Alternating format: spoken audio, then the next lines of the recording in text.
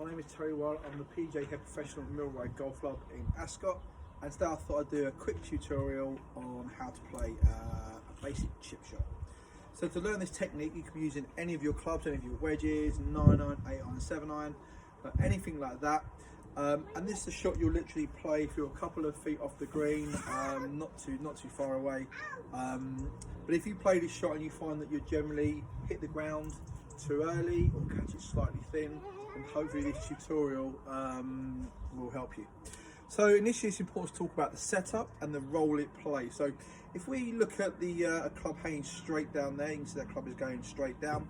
That club head is now at its low point.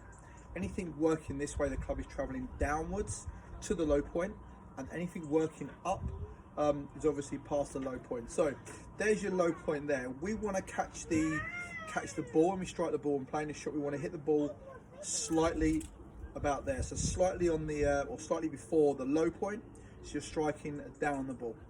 So if we put that into our setup, so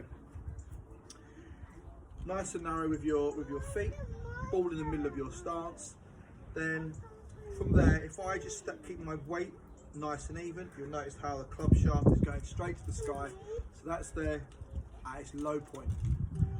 If I can just lean slightly onto my left side, you'll notice how my sternum, where the low point is, works slightly further forward. So now the low point is slightly in front of the ball there. So you lean onto the left side to create that natural angle of the shaft and move your low point forward.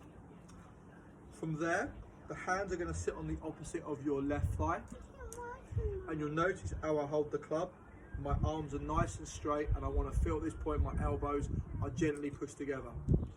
If we look at this shot from down the line, we're going to stand about a foot away from the ball, and what this will do, by having my hand at the bottom of the grip there, what I'll do is get the club shaft quite steep, and that will encourage a swing that works more up and down the line of play. If I take my, excuse my assistant, if I stand further away from the ball in a natural angle there, hopefully you'll see how the club shaft works more around me. So we're standing a little closer to the ball, club shaft nice and steep. So our setup, so just quickly go through it again. Narrower, weight on the front foot, hands opposite my left thigh, and my hands nice and low on the club shaft there, so I've created a triangle between my arms, hands and shoulders. So when we're playing the swing, a couple of things to mention. Number one, we don't want the weight to change. It's important the weight is constant.